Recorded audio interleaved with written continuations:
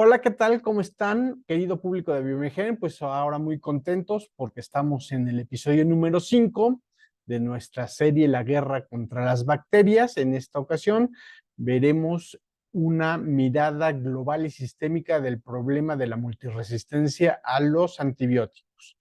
Sin más, entraremos entonces a comentar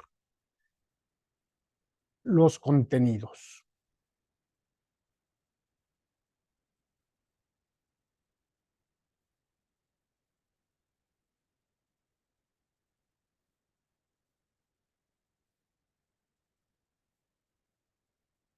Muy bien, entonces, como hemos estado indicando, en este episodio haremos un análisis sistémico, principalmente ecológico, del fenómeno complejo de la multiresistencia bacteriana a los antibióticos. Muy bien, una de las cosas que hemos estado comentando es que el estudio de la resistencia a los antibióticos ocurre principalmente a través de métodos microbiológicos en cultivos puros.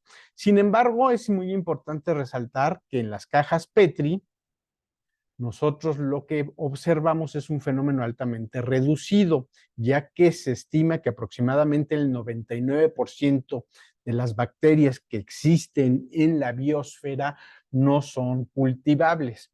Sin embargo, este método ha sido bastante importante desde el punto de vista clínico, ya que nos ha permitido a través de los antibiogramas, pues establecer estrategias diagnósticas y de tratamiento muy adecuadas. Por otra parte, también, sin duda alguna, hemos podido ver cuando menos la punta del iceberg de un fenómeno interesante de evolución marcada por un principio de presión de selección dada por los antibióticos.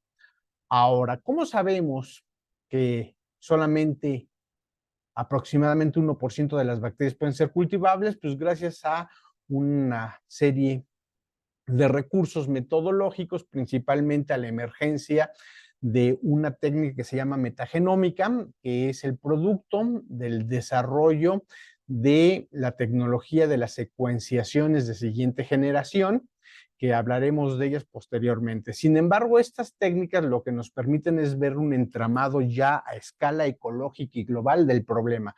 Comencemos señalando que lo primero que ocurre es la presencia de una gran cantidad de antibióticos que son prescritos tanto en la clínica como en granjas destinadas a la producción de alimentos para humanos a gran escala, ¿no? Entonces, la pregunta sería tratar de establecer si estos genes eh, que presentan resistencia a los antibióticos, qué tan presentes están en los diferentes ecosistemas, por ejemplo, qué tan presentes están en el suelo, en el agua, qué tan presentes están en los animales, cuál es el problema que está generando esto en las granjas que van destinadas a animales de consumo humano, en las plantas de tratamiento de agua, etcétera.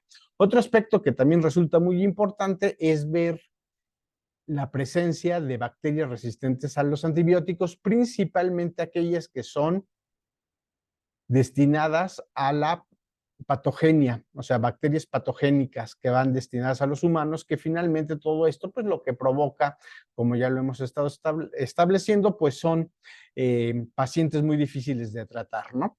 Entonces, estas herramientas lo que buscan es ya ver una visión mucho más integral del problema a nivel de los ecosistemas, de la microbiología ecológica y del movimiento de los genes de resistencia en estos diferentes ambientes.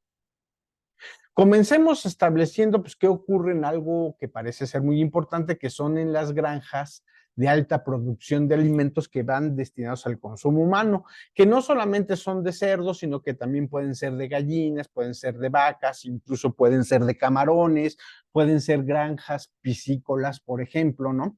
Que se ha estado observando que existen condiciones poco adecuadas y se dan cantidades muy elevadas de antibióticos y que además en estas granjas probablemente puedan existir bacterias patogénicas humanas o especies que estén muy relacionadas a ellas. Entonces, las preguntas que nos podemos empezar a hacer con estas nuevas tecnologías que están viendo justamente, pues, la presencia de estos genes de resistencia en los ecosistemas que tanto se mueven, qué tipo de bacterias son patogénicas, cuáles están taxonómicamente relacionadas, pues resultan preguntas mucho más importantes para tratar de hacerle frente a este grave problema, ¿no? Como pueden ver en esta diapositiva, pues podemos decir sin más preámbulo, ¿no? Que más del 70% de los antibióticos vendidos en los Estados Unidos se emplea para justamente estas granjas de alimentos que tienen una hiperproducción en los Estados Unidos.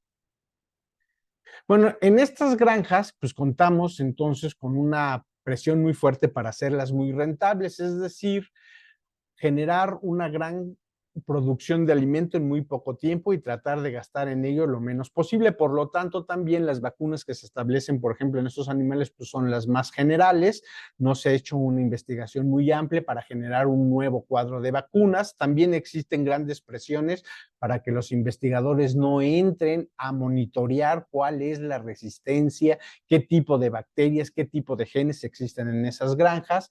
Como pueden observar en las dos diapositivas de abajo, pues justamente para tener una granja de este tipo, es decir, una granja con una o que sustente una gran producción de alimentos, pues están los animalitos en condiciones muy insalubres, ¿no? Están hacinados, se calcula que hay más de 4 animales por metro cuadrado, además están en contacto íntimo con desechos, como pueden ser las heces fecales, la orina, sangre, semen, lo cual genera entonces condiciones muy óptimas para que las bacterias puedan adquirir genes de resistencia y por otra parte, pues también para que haya un contagio. Recordemos que también en estas granjas, como pueden ver ahí, están en pleno contacto con seres humanos, lo cual puede entonces transmitir o puede haber una transmisión de bacterias patogénicas que son compartidas entre estos animales en las granjas y los seres humanos y además, pues que sean bacterias resistentes a los antibióticos. Este aspecto resulta que puede ser más o menos contrarrestado en un tipo de granjas que son granjas sin corral, en donde los animales están en condiciones mucho más adecuadas, menos animales por metro cuadrado, con menos contacto entre ellos, en donde además, por ejemplo, algunas granjas que ya están operando en países como Finlandia y Noruega han observado que puede reducirse de manera muy importante el consumo de antibióticos, vacunando adecuadamente a los animales, además invirtiendo en vitaminas y en probióticos, lo cual además se ha estado demostrando que eso puede generar negocios muy rentables.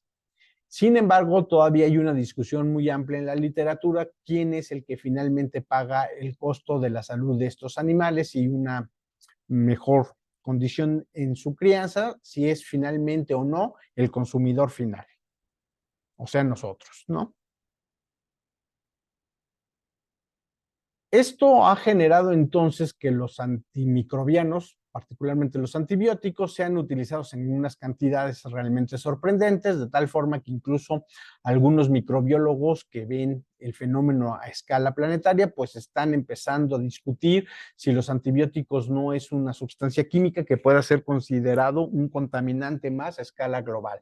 Vean cómo en el 2013 se calcula que se aplicaron más o menos 130,000 toneladas de antibióticos y se piensa que para el 2030 pues puede llegar a ser más de 200,000 toneladas, lo cual es una cantidad realmente muy importante y que tiene que ser considerada, ¿no? Ahora, este esquema nos ha llevado a pensar que para poder tener una salud a nivel poblacional es muy importante la salud de los animales. Entonces, esto ha llevado a un concepto muy interesante, es un concepto emergente en la literatura científica que se llama One Health, ¿no? Que es un mundo saludable. Más o menos la comprensión requiere entonces herramientas científicas, educativas y epistemológicas de sistemas de alta complejidad, formas diferentes de ver las interacciones que se dan entre las especies. Y la idea es que para tener una población saludable debemos de tener ecosistemas saludables, tenemos que tener animales saludables y tenemos que tener, por lo tanto, un ambiente global saludable. Un planeta saludable lleva a ecosistemas saludables, lo cual finalmente también repercute en la salud humana. Esto cambia completamente nuestra percepción de lo que necesitamos hacer para lograr el objetivo de tener una población humana saludable. Pongamos algunos ejemplos. Por ejemplo, a nivel de la escala de One Health, o sea, de la salud del ecosistema, pues tenemos nuestras clínicas y nuestros hospitales en contacto cercano o no, medianamente con granjas productoras de animales, lo cual también está en contacto con residuos de agua, por ejemplo, ríos y plantas tratadoras de aguas residuales, ¿no? Lo cual entonces generaría un nivel de integración a nivel del ecosistema local.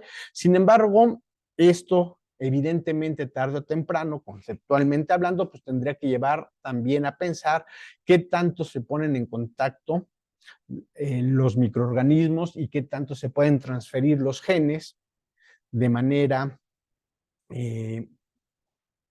de manera transversal a través de ecosistemas que estén en contacto, ¿no? Esto entonces llevaría a un concepto más importante de una salud global, una salud biosférica, y ver qué tanto se pueden estar transmitiendo esta resistencia a través, por ejemplo, de fenómenos climáticos locales, como puede ser el niño, a través de los viajes, de la internacionalización, de un comercio cada vez más globalizado, de los animales migratorios, por ejemplo, en donde las aves juegan un papel muy importante. Lo sabemos perfectamente que esto ocurre, por ejemplo, con algunos virus como el de influenza, y algunos aspectos todavía bastante más interesantes, como por ejemplo el ecoturismo, en donde pone en contacto poblaciones humanas con ecosistemas, en donde puede haber bacterias exóticas, y este contacto puede finalmente transmitir a través de los viajes, pues esta resistencia a nuestro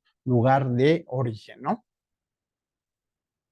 Pongamos en esta tabla, que es una tabla que es muy pormenorizada, tiene muchos ejemplos, pongamos algunos ejemplos de algunas aproximaciones. Miren, empecemos con la aproximación terapéutica y veamos los tres niveles de integración: salud del individuo, salud local en la clínica, en el ecosistema y salud global, ¿no? Primero, podremos ver que lo que necesitamos para una aproximación terapéutica pues son herramientas diagnósticas rápidas que sean realmente específicas, que nos permitan cumplir con el objetivo de la medicina personalizada. A este nivel, pues tenemos herramientas muy importantes en cuanto a la biología molecular diagnóstica. Por ejemplo, la PCR, la reacción en cadena de polimerasa, puede cumplir con estos criterios.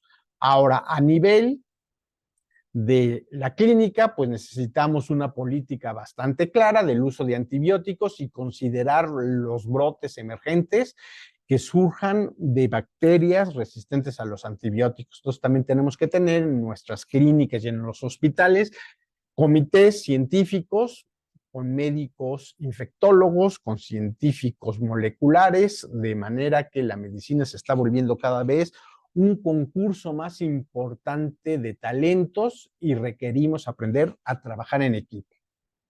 Por otra parte, a nivel global, pues requerimos políticas públicas a nivel global y, por ejemplo, programas de vacunaciones internacionales. Vean cómo poco podemos lograr teniendo tecnología y políticas muy eficientes en nuestra clínica si no hacemos algo a nivel más bien de la salud pública de todo el planeta Tierra, ¿no? Ahora, la aproximación de reducir la presión de selección, pues a nivel de la salud individual, pues sería el uso de antibióticos especie específica en contra de algo que se utiliza hoy de forma muy frecuente, que son los antibióticos de amplio espectro. A nivel de la clínica, pues sería estar constantemente monitoreando la integridad local y conocer cuáles son las microorganismos resistentes, cuál es su surgimiento y sobre todo aquellos que están presentes en bacterias patogénicas humanas o relacionadas con animales. A escala global, pues sería la regulación global de los antibióticos, tomando en consideración a los antibióticos como un agente químico ya contaminante que puede estar presente en el comercio internacional, por ejemplo, en los animales, en la comida y en general en una serie de servicios que pueden estarse intercambiando cada vez de manera más frecuente en un mundo globalizado. Para la reducción de la transmisión, ya sea de bacterias resistentes o de los genes resistentes, a nivel individual, pues necesitamos aislar a los pacientes infectados que presenten alto riesgo. A nivel de lo que podemos hacer en el ecosistema de los hospitales, pues sería tener sistemas de vigilancia que sean capaces, por ejemplo, con bioinformática, de tener una gran cantidad de datos integrados. Y a nivel de lo que ocurre a escala planetaria, en Global Health, pues sería tener sistemas de vigilancia a escala global y de contaminación de bacterias resistentes que puedan ocurrir tanto a nivel planetario, por ejemplo, que estén presentes en corrientes, en océanos, estar monitoreando a aves migratorias, etcétera, ¿no? Entonces requerimos establecer un nivel de política pública a nivel internacional, lo cual ha representado un reto, sobre todo político, de manera muy importante, ya que no tenemos instituciones democráticas que puedan soportar ese nivel de complejidad. Ahí hay un reto muy importante desde el punto de vista del pensamiento complejo. Por último, veamos lo que ocurre para restablecer poblaciones bacterianas que sean susceptibles a los antibióticos. Pues lo que podemos hacer a nivel de la salud individual es a través del conocimiento de la microbiota, hacer trasplantes que logren desplazar a bacterias resistentes a los antibióticos por bacterias susceptibles. Recordemos que una microbiota adecuada en un paciente puede generar una barrera muy importante para que bacterias patogénicas puedan establecerse de manera adecuada, y si no se establecen, no se adhieren a la superficie, por ejemplo, de los epitelios, porque esos epitelios están ocupados, entonces las bacterias patogénicas no causarían el proceso patológico, ¿no? Por otro lado, a nivel de lo que ocurre en la clínica, pues marcamos dos cosas que nos parecen importantes. Por un lado, vean cómo podemos volver a la bacterioterapia, ¿no? Con bacteriófagos, que son virus especializados en la destrucción de bacterias, y estos pueden ser a través de ingeniería genética diseñados para, de manera muy específica, atacar bacterias patogénicas. La otra parte que también es muy importante es invertir en biotecnología para la generación de vacunas. Incluso podríamos pensar vacunas, por ejemplo, de última generación, estas que estamos ya realizando de ARN, que vayan diseñadas a través de biotecnología, pues para bacterias patogénicas humanas, ¿no?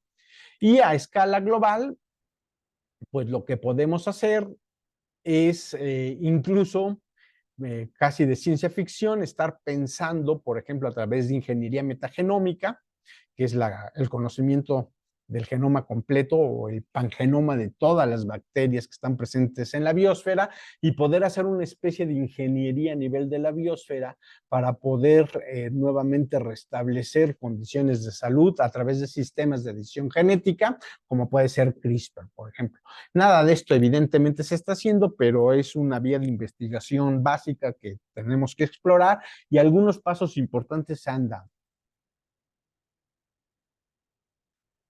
Ahora regresemos un poco a lo que ocurre con los ecosistemas. Vean cómo tenemos que hacernos preguntas de naturaleza más integral, ¿no? Para conocer cuál es finalmente el efecto que tiene la ocupación humana de algunos ecosistemas que ponen a las poblaciones, tanto de animales como de personas muy cercanas, por ejemplo, a las selvas húmedas o a las selvas tropicales, en donde hay una gran variedad de bacterias y de genes de resistencia o de microorganismos, como pueden ser virus, que finalmente pueden ponerse en contacto con nuevos hospederos y haber un proceso de adaptación para la infección de ellos, ¿no?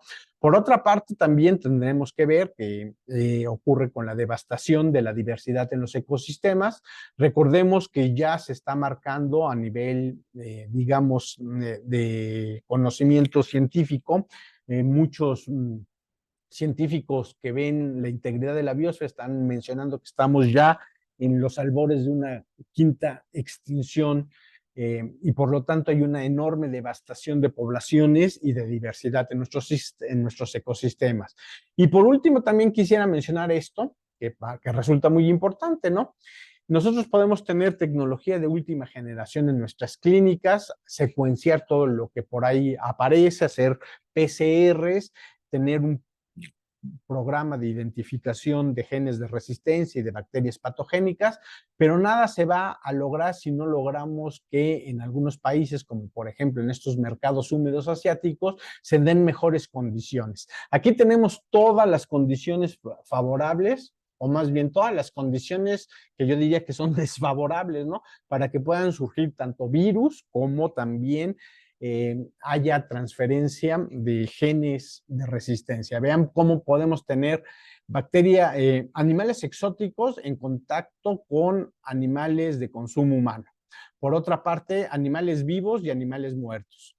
Un montón de secreciones, orina, heces, semen en contacto, también con las poblaciones humanas y además estos viven hacinados dentro de los hogares de las familias que los venden en los mercados. Entonces aquí están todas las condiciones para que surjan virus pandémicos, no tenemos que decir más, sabemos perfectamente lo que ha ocurrido con el coronavirus o con los virus de influenza, por ejemplo, pero también es importante resaltar para fines de esta plática que aquí también se están generando las condiciones para que haya movimiento de bacterias patogénicas a especies humanas o de genes de resistencia. Entonces también juega un papel muy importante un estudio más profundo y mejorar estas condiciones que no pueden no estar ocurriendo.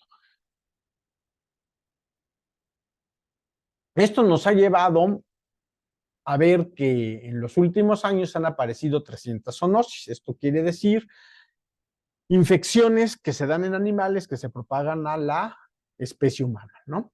De estas zoonosis, la mayoría son de virus, pero también se ha visto que puede ocurrir un movimiento muy importante, como vamos a ver a continuación, de genes de resistencia a los antibióticos. En esta diapositiva hay un análisis que me parece a mí fundamental, que es muy interesante, que tiene que ver con la jerarquía del movimiento de los genes de resistencia. Miren, pongamos atención primero en la diapositiva de arriba, ¿no? Esto está representando un ecosistema y cada uno de estos es una especie diferente, de tal manera que lo que estamos observando es un ecosistema sano que está marcado por una mega diversidad de organismos. En estas condiciones, la propagación de bacterias patogénicas a la especie humana disminuye y además la propagación de los genes de resistencia también se ve pues relativamente frenada, ¿no? Sin embargo, si devastamos la diversidad y hacemos que en estos espacios sean principalmente ocupados, por ejemplo, por algunos animales destinados a las granjas para el consumo humano, como podrían ser esto, lo que estamos haciendo es poniendo en marcha un proceso de adaptación al huésped, de tal manera que estas bacterias patogénicas van a aprender a adaptarse, a infectar a estos organismos y también por su cercanía con los seres humanos pueden transmitirse con más facilidad a las poblaciones y por lo tanto ser un problema desde el punto de vista de salud pública muy importante y aumentar entonces la probabilidad de que los genes de resistencia se transmitan y lleguen a las poblaciones humanas y finalmente lleguen a los hospitales o a nuestras clínicas, ¿no? Acá lo que estamos observando es que este problema es un problema jerárquico, pero en realidad lo que vemos es que es un problema holárquico. Es decir, que tiene que ver más con flujo de información y de integración. Vean cómo a este nivel, por ejemplo, a nivel del gen, en realidad el problema es un problema emergente, es decir, que el problema final no es la suma de las partes. Conociendo detalladamente teniendo un catálogo amplio de genes de resistencia, no vamos a conocer de manera adecuada cuál es el proceso final, porque el proceso final es más que la suma de las partes. Es decir, que surgen propiedades emergentes a partir de las interacciones de estos elementos. Por ejemplo, los genes de resistencia en realidad son importantes cuando están integrados a elementos genéticos móviles como los plásmidos R o los integrones y los superintegrones. Mientras estos genes no estén en estos elementos genéticos móviles, difícilmente llegarán a bacterias patogénicas.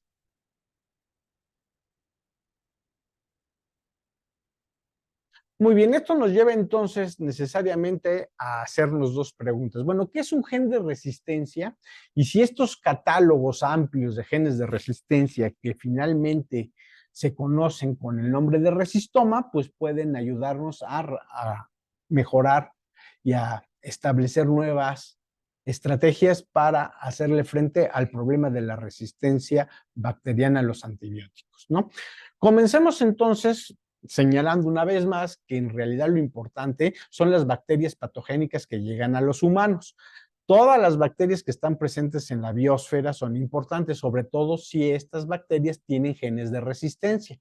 Entonces, conocer los genes de resistencia presentes en los diferentes ecosistemas, por ejemplo, presentes en los animales, presentes en la atmósfera, presentes en los océanos o en los ríos y sobre todo presentes en los suelos, es muy importante. Ahora, lo que hemos estado observando es que estos genes de resistencia, principalmente presentes en bacterias patogénicas humanas, son las que llegan a la clínica a través de un proceso de selección que es antropogénico. Es decir, la reciente, la reciente presión de selección dada a los antibióticos en la clínica ha generado que estos genes de resistencia y estas bacterias se muevan a los seres humanos. Ahora, estos genes de resistencia, pues en una amplia categoría que se conoce con el nombre de resistoma. El resistoma entonces son todos los genes de resistencia que están presentes principalmente en hongos y bacterias productoras de antibióticos, ¿no? Estos hongos y bacterias productoras de antibióticos pues tienen que tener también mecanismos bioquímicos para protegerse de los mismos antibióticos. Por otra parte, estos genes pues llegan a las bacterias patogénicas, pero vean cómo también tenemos una serie de genes precursores que son muy amplios, de tal manera que este resistoma puede generar un catálogo que termine generando confusión. Por ejemplo, tenemos una serie de genes que se conocen como genes encriptados, que están presentes en los cromosomas, que no necesariamente se expresan. Es decir, están ahí como un importante potencial evolutivo, esperando a que exista una presión de selección importante. Una vez que esta presión de selección aparece, pues entonces se pueden empezar a activar, pero realmente resulta importante cuando esto son contenidos en elementos genéticos móviles que los mueven a bacterias patogénicas. Por otra parte, por ejemplo, los genes precursores, pues son, por ejemplo, pueden estar siendo clasificados de manera equivocada. Se conoce que una proporción muy importante de estos genes, pues están codificando sistemas de transporte. Entonces ahí hay un debate muy importante. Un sistema de transporte que normalmente está presente en una bacteria debe o no debe ser considerado como un gen de resistencia porque va a estar sobre representado en la naturaleza. Prácticamente no existe una bacteria que uno no se encuentre y mediante la secuenciación se encuentre que presentan genes de resistencia relacionados con los sistemas de transporte. Entonces, esto implica que seamos cuidadosos al tratar de clasificar y de identificar qué es un gen de resistencia. Ahora, para conocer estos genes de resistencia, pues requerimos técnicas de análisis importantes, análisis a nivel genómico, en donde a través de la amplificación de ácidos nucleicos, por ejemplo, a través de la PCR, pues podemos tener sistemas de detección de genes individuales y esto puede ir contribuyendo de uno en uno al conocimiento de todo el perfil de resistencia presente en la biosfera, que se conoce con el nombre de resistoma. Sin embargo, recientemente tenemos análisis genómicos, es decir, podemos conocer el microbioma o el genoma completo gracias al desarrollo y al abaratamiento de la secuenciación de siguiente generación, como lo podemos ver aquí. Entonces, esta secuenciación de siguiente generación nos ha llevado a un conocimiento ya no de un gen por un gen, sino de los genes presentes en muestras completas que provienen de los ecosistemas microbianos. Y también recientemente, en los últimos años, como veremos en el siguiente capítulo, ha dado pie a una técnica que se conoce con el nombre de metagenómica, que nos permite el conocimiento de la microbiología a nivel de la clínica. Aquí tenemos entonces que a través de técnicas de bioinformática podemos tener una base de datos de genes de resistencia. Esto también es importante señalarlo porque muchos de estos genes de resistencia se acaban clasificando por homología y no estamos completamente seguros de que en realidad ese gen de resistencia esté cumpliendo esa función.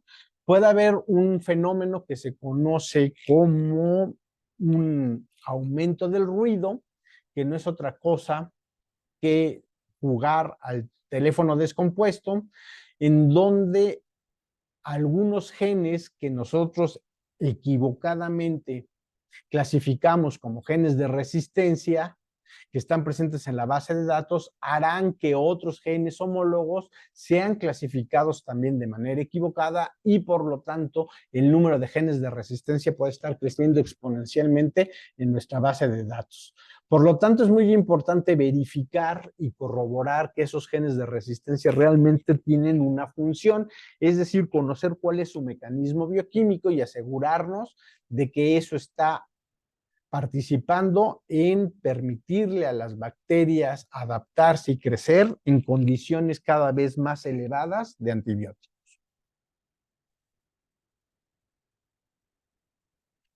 Ahora, por otra parte, también es muy importante señalar que el movimiento de las bacterias patogénicas y de los genes de resistencia del medio ambiente a la clínica, a la presencia de bacterias patogénicas en humanos, pues requiere que se dé a través de diferentes ecosistemas, por ejemplo, el suelo y el agua, animales que lleguen a los humanos, entonces hay ciertas barreras, ¿no? Y por lo tanto no es fácil pensar que el movimiento de estos genes se dé de una forma muy frecuente y lleguen a las comunidades humanas, ¿no? ¿Qué tipo de barreras podemos observar? Miren, primero que nada, pues podríamos tener la conectividad ecológica, es decir, que una bacteria que presenta genes de resistencia se ponga en contacto con otra y que a través de un mecanismo de transferencia horizontal, pues esta bacteria pueda adquirir, ¿no? Entonces aquí hay una barrera que tiene que ver con la conectividad. Si están o no están en contacto, poblaciones más o menos abundantes, vean como el tamaño del círculo nos está diciendo qué tan abundante es esta bacteria en este ecosistema, ¿no? Como pueden observar en el esquema aquí, lo que estamos viendo es que una vez que esta bacteria adquiere este gen, en realidad en vez de proliferar, pues su población va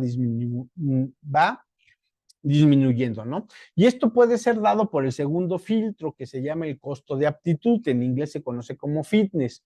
Esto quiere decir que una vez que una bacteria o una población bacteriana adquiere un gen, este tiene un costo metabólico, cuesta energía libre, transcribirlo, replicarlo, corregirlo, sintetizar la proteína, etcétera. Y además, otro de los elementos que se ha observado que resulta muy interesante, es que estos genes en realidad forman parte de redes de interacción y de señales de transducción y de redes metabólicas. Por lo tanto, con frecuencia, la adquisición de ese gen hace que se desajuste esa red y que por lo tanto no prolifere la bacteria. Tendría que ocurrir una serie de mutaciones tanto en el gen que se acaba de admitir como también en los genes de las proteínas y de las enzimas que forman estas redes para poderlo adaptar, ¿no? Entonces hay un filtro muy importante y por lo tanto estamos viendo que no están brincando los genes y se están moviendo fácilmente a las poblaciones eh, de interés para la clínica, ¿no? Y por último, otro aspecto que también tenemos que considerar es un efecto que se llama el efecto fundador. Por ejemplo, en este caso, a través de la transferencia horizontal de genes, una bacteria le transfiere genes de resistencia a otra, y aquí lo que estamos viendo que en algunas ocasiones pues, puede ser un efecto eh, del etéreo y en otro un efecto positivo, ¿no? En este caso, pues como que no le cayó bien el gen de resistencia y en este otro lado sí, la bacteria puede proliferar. ¿Qué implica este efecto fundador? Por ejemplo, si este gen de resistencia es una enzima que degrada para una enzima, por ejemplo, perdón, degrada para un antibiótico como los beta-lactámicos, es decir, una enzima beta-lactamasa, y esa bacteria ya tiene un plásmido que codifica para otras enzimas que tienen beta-lactamasa, en realidad pues no va a haber un efecto benéfico, ya que esa bacteria ya tiene un gen de resistencia que le permite proliferar en presencia de antibióticos beta-lactámicos y por lo tanto no va a haber una presión de selección para que el segundo gen de resistencia prolifere, ¿no? En otras ocasiones sí puede ocurrir, sobre todo, por ejemplo, si el efecto es sinérgico y recae en dos mecanismos bioquímicos alternativos, por ejemplo, una enzima que degrade el antibiótico más una porina que evite, por ejemplo, la entrada de los antibióticos. En este caso, entonces, se habría un efecto sinérgico y la bacteria podría proliferar. Esto, por supuesto, entonces nos ha llevado a tratar de establecer un sistema de clasificación de qué tanto un gen de resistencia puede o no ser riesgoso desde el punto de vista estrictamente clínico. Y este sistema de clasificación va desde el número 7, que es de bajo riesgo, hasta el número 1, que es de alto riesgo. Veamos qué condiciones pueden entonces estar operando. Primero que nada, los de bajo riesgo pues están presentes en elementos genéticos móviles. Si no está presente en un elemento genético móvil, vean cómo el riesgo es mucho menor. Si está presente en un elemento genético móvil, está mucho mayor, ¿no? Pero estos elementos genéticos móviles, estos genes de resistencia, no tienen una evaluación funcional, es decir, no estamos seguros de que realmente están operando con un mecanismo bioquímico, que puede ser una enzima, un sistema de transporte, etcétera, que realmente esté confiriendo resistencia a las bacterias. Por eso se considera de bajo riesgo, ¿no? Luego, algunos que podrían ser considerados de mediano riesgo, por ejemplo, con SC3, 4 y 5, pues están principalmente presentes en elementos genéticos móviles y están pueden conferirle resistencia a un nuevo antibiótico o a un antibiótico ya presente en la clínica, ¿no? Si conocemos el mecanismo de resistencia y está perfectamente bien establecido y delimitado desde el punto de vista bioquímico, pues aumenta el riesgo, ¿no? Si no, pues disminuye. Y finalmente, lo más importante y lo que quiero establecer es que los de alto riesgo están fundamentalmente marcado por la presencia de que estos genes de resistencia estén en elementos genéticos móviles que puedan llegar o estén presentes en bacterias patogénicas humanas, ¿no? Ahora, como pueden ver, los enfoques que tenemos, tanto del punto de vista conceptual como metodológico, son plurales. Aquí tenemos los cultivos, aquí tenemos la PCR, aquí tenemos la secuenciación de siguiente generación y la metagenómica, lo cual nos permite ver de manera más completa y hacernos preguntas de investigación diferente que requerimos integrar para poderle dar solución a los problemas relacionados con la emergencia de bacterias que se están volviendo resistentes prácticamente a todos los antibióticos. Este enfoque es pluralista e integrador, es un enfoque sistémico que requiere de herramientas metodológicas plurales, pero sobre todo también de marcos teóricos alternativos, de diferentes enfoques epistemológicos, filosóficos y científicos que nos permitan integrar y entender el problema a escala local, a una escala del ecosistema, que finalmente las clínicas y los hospitales son un ecosistema, hasta niveles de integración superior como pueden ser la biosfera.